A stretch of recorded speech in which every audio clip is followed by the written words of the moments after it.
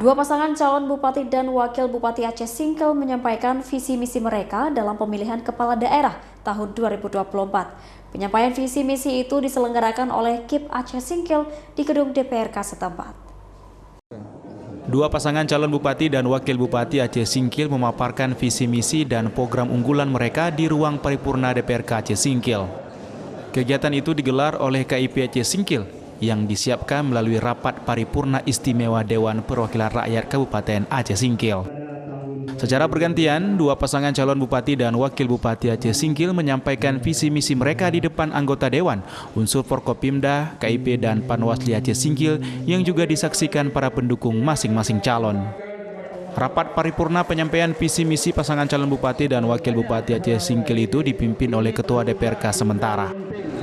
Menciptakan iklim investasi yang kondusif dan membuka lapangan kerja atau peningkatan perkebunan kelapa sawit, peternakan, tanaman pangan.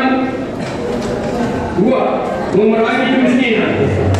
Dan kedua, meningkatkan kualitas kesehatan masyarakat melalui peningkatan pelayanan kesehatan yang berkualitas dan adil untuk semua. Rapat paripurna penyampaian visi misi ini sempat molor sekitar 1 jam dari agenda seharusnya lantaran menunggu kedatangan pihak pemerintah kabupaten. Kendati sempat ditunggu hingga 1 jam, PJ Bupati Aceh Singkil atau perwakilannya juga tidak kunjung hadir.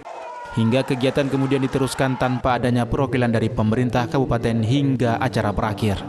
Tidak hadirnya perwakilan Pemkab Aceh Singkil itu sempat mendapat kritikan keras dari salah seorang anggota DPRK Aceh Singkil, Doni Maradona. Lantaran Pemkab dinilai tidak menghargai tahapan pilkada yang sedang berlangsung. Dari Kabupaten Aceh Singkil, Suparman Munte, iNews melaporkan.